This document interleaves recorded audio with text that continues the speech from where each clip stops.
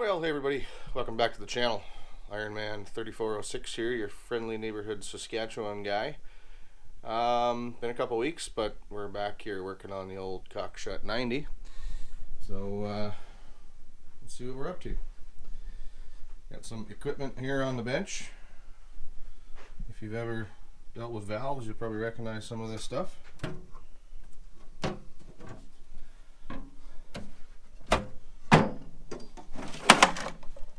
So today we're going to get into grinding our seats. So stay tuned. I haven't done this for 20 years. We'll see how it goes. So first things first, I've got this Snap-on VR200 BM. I'll put some text so you guys get that in case you can't make out the letters. I was going to use this to grind my valves, but when I bought it, I didn't really know what I was buying. I had never owned one of these machines before, and turns out it's missing the attachment for truing the stone, and I didn't want to try grinding my valves with a stone that I wasn't sure of where it was at. And then the other piece, the drive shaft for where there's a little gearbox down in here. Drive shaft loops over and connects to the head where the valve goes into, and it drives that mechanism, but one end was stripped off or whatever, so I wasn't able to use this thing, long story short, to actually grind the valves themselves. So I went to a buddy's place who has a machine. We did it there to get the valves at a true 45.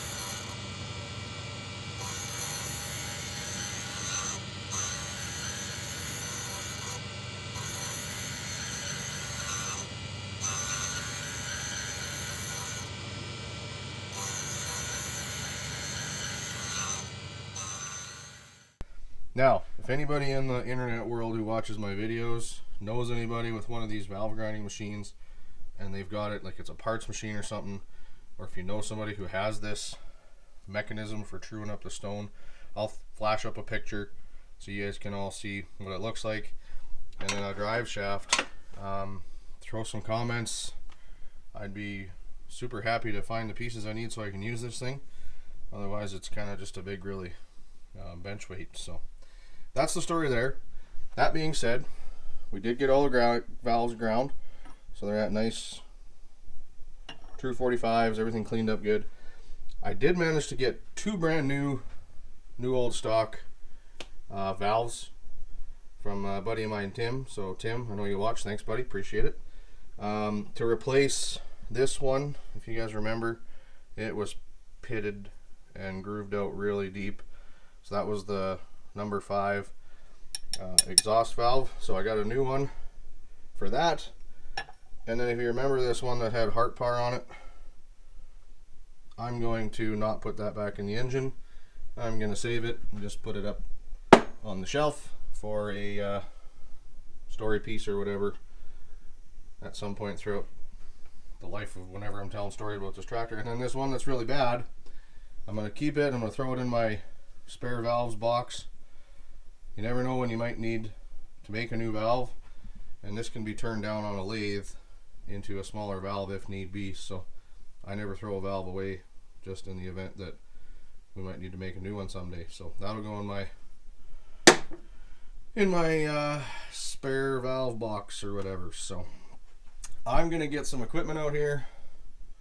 We gotta true up some stones, and then we'll get out of here. So like I say, I haven't done this in 20 years, since I was in high school when I rebuilt the 302 in my 1988 F-150. So I'm going to give her a shot here and hope that I don't screw up my cylinder head. So Stay tuned, everybody. Thanks. Okie dokie, everybody. A few pieces that you need if you're going to do valve grinding. This here is the stone dresser for the mandrels that go and actually do the grinding on the valve seat. It's adjustable, all kinds of angles. So what I'm going to be doing in these seats, or try to be doing, is a 45 mean to match my valves, a 60 in the very bottom if I need to, and then a 30 in the top if I need to adjust where the valve is actually seating on the valve face. And the way you check that after you grind it is you use some of this Prussian blue on the valve. You stick it in there, it puts a nice little blue mark around it so you can see where on the valve the valve is sitting on the seat. And you got to have one of these guides as well. They go down into the valve guide, and your mandrel runs on that, and it keeps it nice and straight and true. So the first thing I'm going to do is get my 45 stone trued up. I'll make sure it's at a true 45, so I'll use the fancy little drill adapter that fits into that hex. We'll get her spinning up, and we'll check the trueness of that stone. So we'll get her done.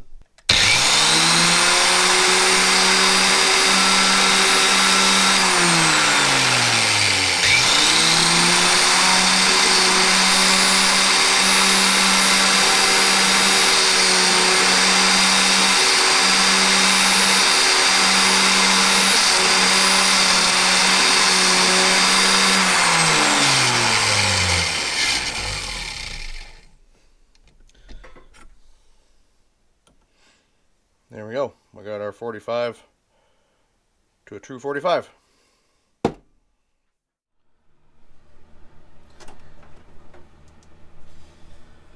Oh, okie dokie, everybody. Just a quick update here. I kind of shut the camera off just while I was getting used to how the process was going to work here. So I've managed to get the first 2 cylinders done. Happy with how everything turned out in those. So for these next ones, I'll maybe leave the camera going a little bit here since I'm a little more comfortable with how the process works. So we'll show you these 4 here anyway, but the first 4 are done. I'm happy with them. So we'll carry on.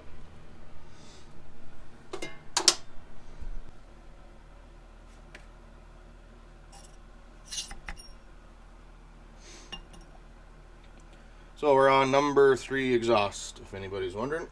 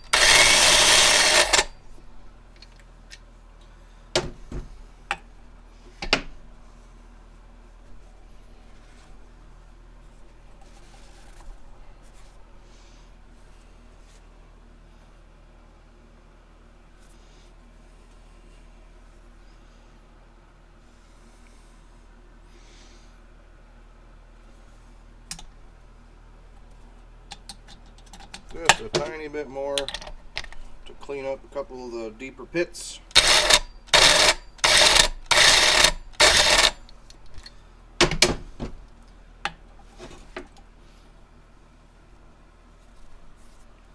Just like so.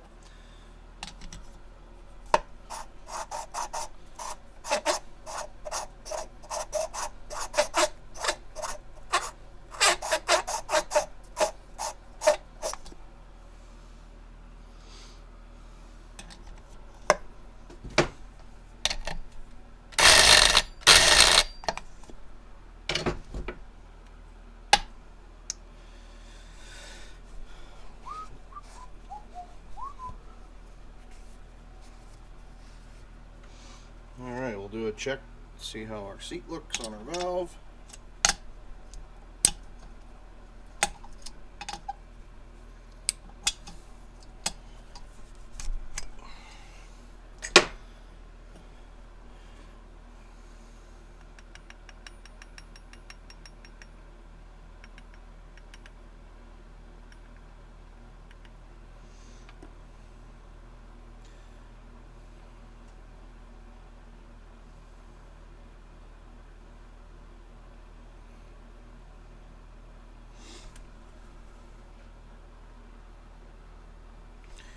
Alright, get the Prussian blue on the valve. Go ahead and use the tool here and give it a good firm seat. And we'll bring it out. Have a look.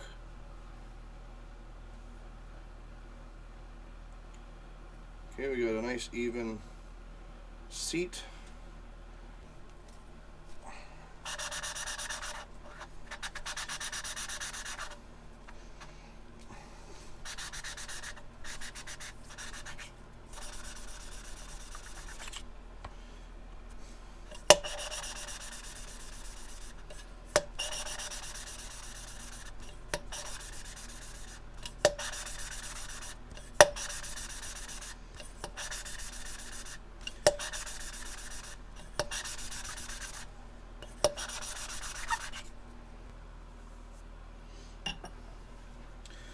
One thing with lapping compound, you definitely want to make sure you get everything cleaned out really good before you do your final assembly on an engine. It's very abrasive stuff and you don't want to have any of it inside your engine because it'll wear stuff out quick.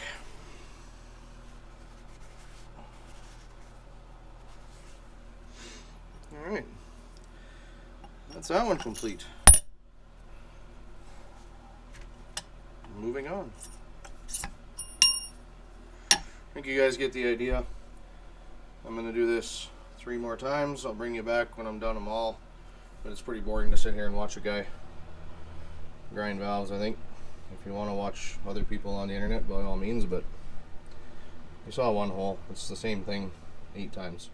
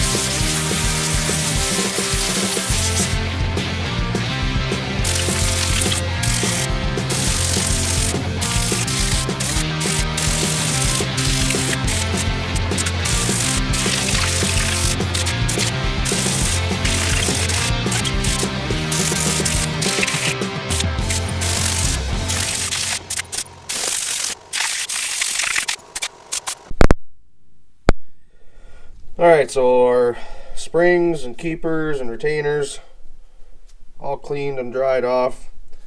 I'm going to do one final clean on the head to make sure I got all of the lapping compound and all the stone grit and everything out of there, just to make sure. So I'll get it tipped up on its side and give it a quick blow job, and then we'll get the valves permanently installed.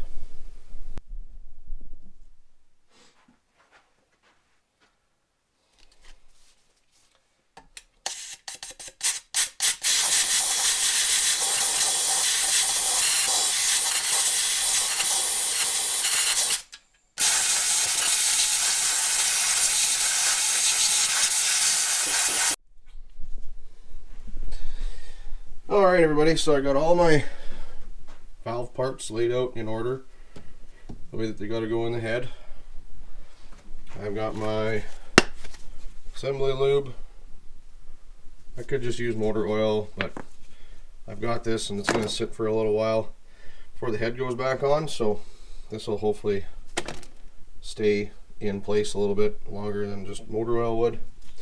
And we got the valve spring compressor, so we'll get you mounted up here and we'll start hammering these valves in.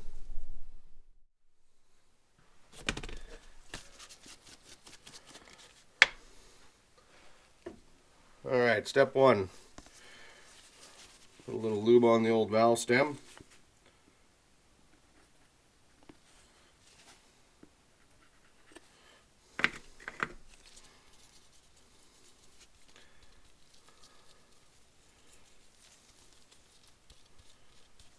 Slide it in the hole.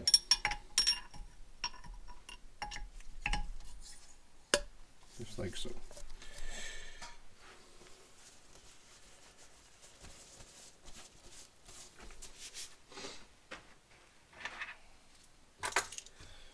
Now we'll get our spring, our retainer, and our keepers.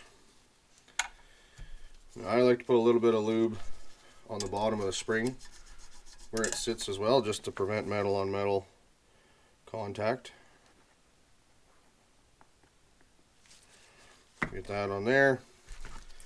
We'll get our spring on the valve spring compressor.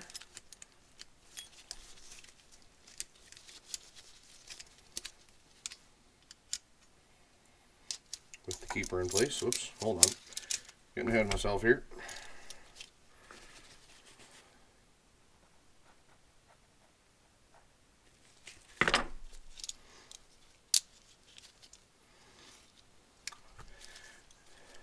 Now we'll compress the spring. There. That took me a second, but we get our spring all loaded up in there like that. We compress it down.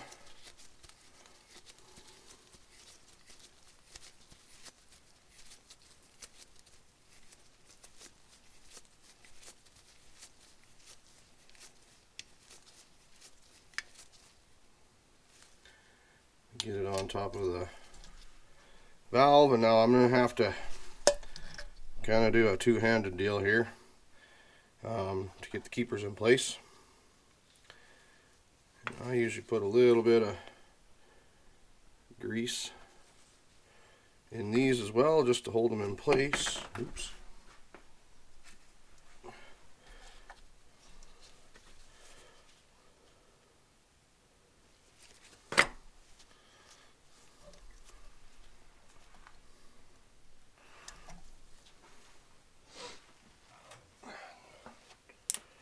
And I usually just use a little magnet to drop them in.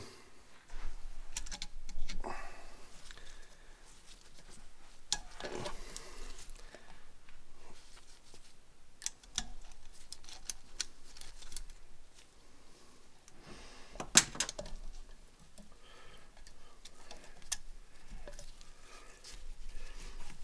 we go. We'll back our spring off.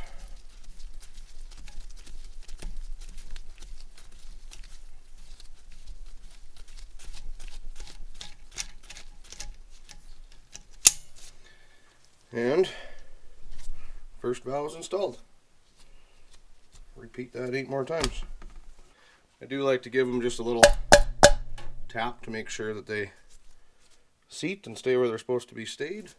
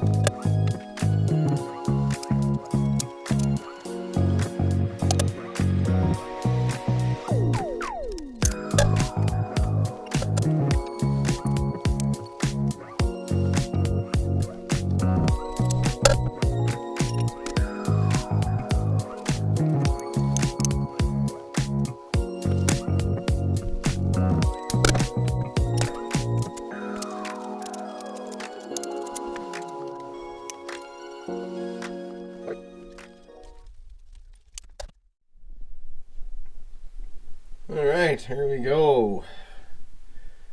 All 8 valves back in the head. Head is assembled. Now I just gotta wait for the head gasket. So, I think I'll get this flipped over just so it's laid on the deck side and get on to something else.